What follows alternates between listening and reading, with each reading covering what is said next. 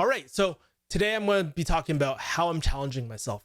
And one of the things that I really wanted to start challenging myself with is quitting coffee. So in today's video, I'm going to talk about how I survived quitting coffee and caffeine for 14, actually right now it's like week 28, cold turkey. So the first question I want to ask you guys is that, are you addicted to caffeine and coffee? And recently or about a month ago, I actually quit coffee cold turkey.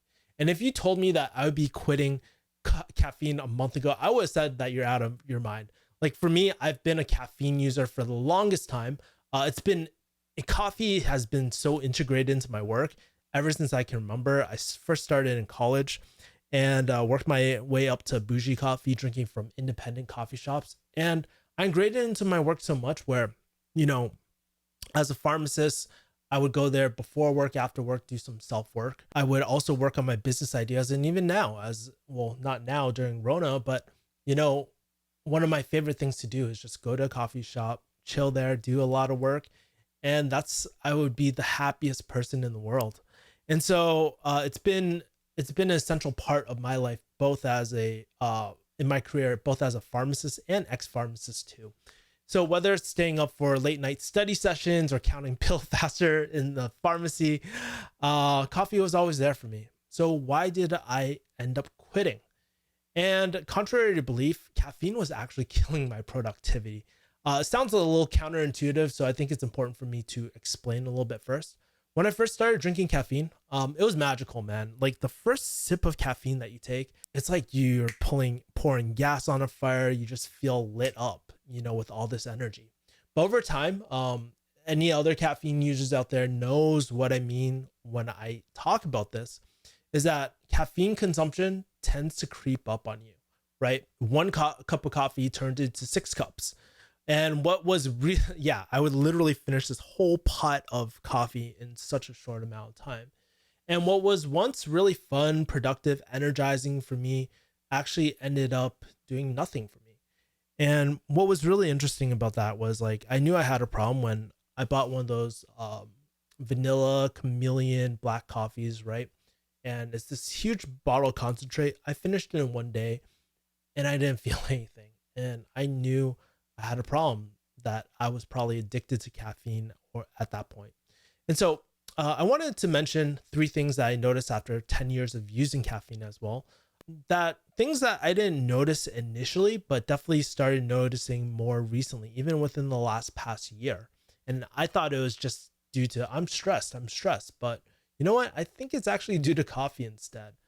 First thing I noticed was that I had horrible sleep quality. I tried to cut off my caffeine consumption around 3 p.m., but I was having so much trouble falling and staying asleep. I think the half-life for caffeine is about 5 hours, by the way. But I would still have these bouts of early morning insomnia. And if you don't know what early morning insomnia is, it's one of the worst feelings in the world. Basically, you wake up really early in the morning and you just can't go back to sleep. And it's a complete productivity killer. So there was that. Also, second thing, I had a really, really short productivity window. Like coffee was amazing when I want to get all my shit done in the morning, right? Every morning I would go on this 4-hour energy high by drinking coffee. Like I would literally wake up, pour a glass of coffee if I make cold brew, or brew up some hot water and then make my coffee there. But the amount of focus that you get on caffeine is crazy, but it's always short-lived. And I would be, it would be 11 a.m. I would get up at 4 a.m., 5 a.m., drink the coffee, and then 11 a.m. would hit every single day. And I was completely tapped out. It was so bad that I couldn't even get back to work. It was very, very, very difficult for me. Keep in mind too, I was also intermittent fasting too. So I felt like a zombie. It's like that feeling where you feel tired, but you're not tired enough to go to sleep. So that's what I was going through. And also the third thing I noticed was that I just felt anxious over time, right? I noticed that my state of anxiety was getting worse and worse and worse. And my acupuncturist, if you believe in that sort of stuff, they were saying that my body was always stressed out. That's why I always had this muscle tension in my back and all these different things. And even when I was talking to people on the phone, because I do high ticket sales, I would always have a hint of anxiety. Even with like lots and lots of reps, I would always have a lot of anxiety before the phone call or meeting new people. And it's just like, this never happened before. I'm an extreme extrovert by nature. I get really charged up. I love going to events and stuff. And whenever I would just try to sit down as well, my mind would consistently race. And I couldn't, it was so hard to just focus and sit down. And so after kind of realizing that, after drinking that whole bottle of concentrated coffee, I just knew I had to quit. And so with a little help from Alex Becker and watching his videos, I wanted to kind of, if you're kind of curious about how to quit coffee or caffeine cold turkey, here's 3 tips. These are the things that I wish I knew before quitting cold turkey as well. So I'm going to share 3 tips that will definitely help you out. First tip is block out extra time to sleep and rest. So notice when you drink coffee, it actually prevents drowsiness and all that and restores alertness by doing this one thing. It blocks the receptor that adenosine binds to it. And because of that, caffeine actually prevents that drowsiness, right? And so what this means is when you don't have caffeine anymore, you're going to be even more tired than you were than not drinking caffeine. And I actually experienced that exact moment where I was like, holy shit, I am so tired right now. And so for the first 24 hours, guess what? It wasn't too bad. Yes, my focus was kind of off. I kind of felt like tired a little bit and I was just like waking up. But honestly, like it was kind of, I could make it work out. But as soon as it hit the 48-hour mark, oh my God, I felt like a truck freaking hit me. I didn't want to get out of bed.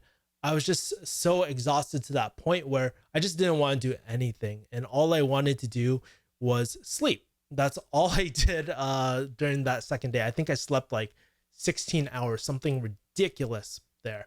And I wasn't prepared for it at the moment. Luckily, I didn't have too much scheduled during that day, but it was an ultimate productivity killer. So if I were to quit coffee again, basically what I would do is block out 2 to 3 days and probably do it on a weekend and make sure that I didn't have any crucial deadlines as well. Let's say if you do have something and you need something to get you going in the morning, that leads me to my next point. Substituting your morning with something like Tulsi tea. And guess what? Here's the honest to God truth.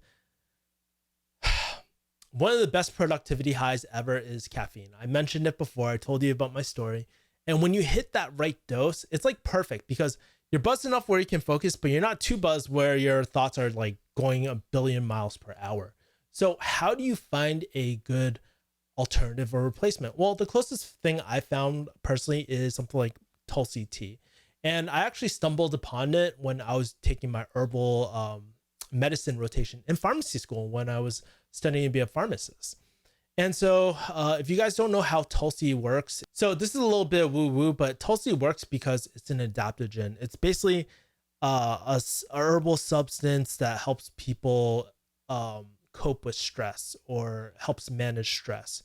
So basically, you'll see things like you won't have that huge crash or that huge cortisol spike that you would get with normal coffee as well. If I were to compare caffeine to Tulsi, Tulsi is like that really slow controlled campfire that will last throughout the night.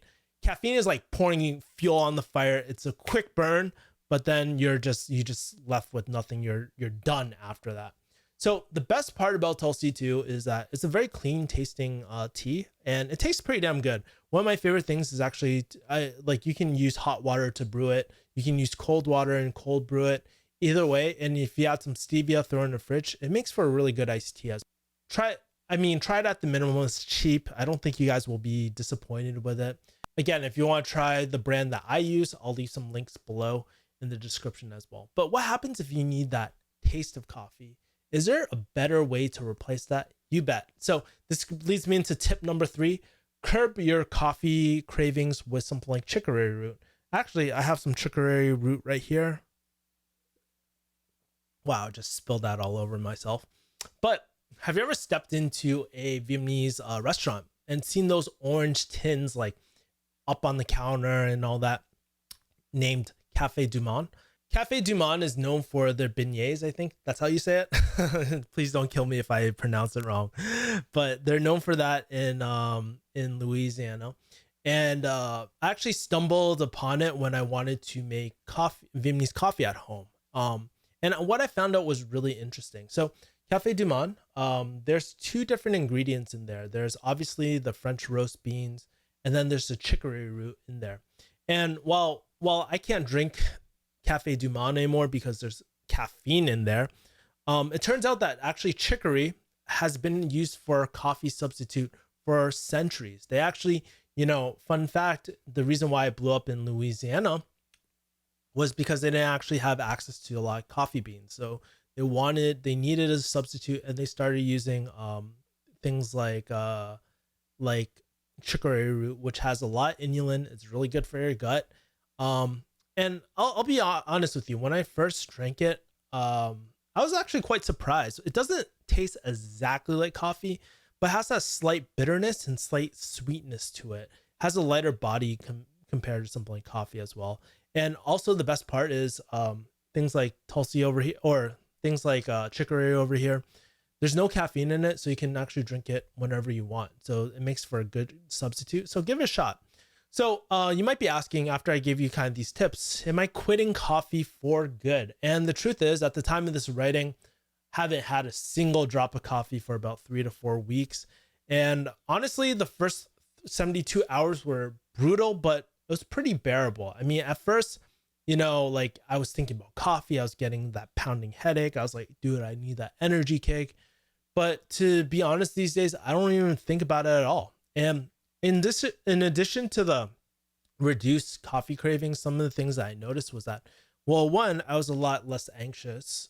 Another thing, I felt like a lot more relaxed, and my energy levels are more leveled out. Now, some of the downsides as well, I don't feel like, maybe because I'm going through the 30 days, I don't feel as mentally sharp as I was on coffee. Like, it's hard for me to recall certain words sometimes.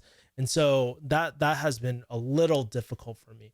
But other than that, I really like the feeling that I have not drinking coffee. So will I quit forever? Most likely not. I still really enjoy the social aspect of coffee. I enjoy the taste, but I'm definitely going to limit my coffee intake to either drinking it like once a month, once a week, maybe. But I'm going to make it a hard rule not to really essentially like bundle it with my productivity as well. So you might be asking yourself, you're watching this video and you're just like, Kevin, should I go on a caffeine detox? This is my, well, not official recommendation, but I would consider going on a caffeine detox if you feel like you can't go a day without coffee and you feel anxious and you don't know why. You have nothing coming up and you're just like, damn, Kevin, I'm so freaking anxious. Consider giving this a shot, because guess what? It'll help you exercise that discipline muscle, and it might solve your problem right there. And worst case scenario, you can't do it, you can always go back to coffee. It's not the end of the world. So those are my thoughts about coffee. Again, I'll leave links to the Tulsi and chicory root, and I'll leave a link to a French press that I use as well. And we'll just go from there. But all right, now the next thing I want to talk about is what I'm struggling with. I've been struggling with this for a while, and it's called dopamine intoxication. At least that's what Alex Becker calls it. So basically, he was talking about the warning signs of dopamine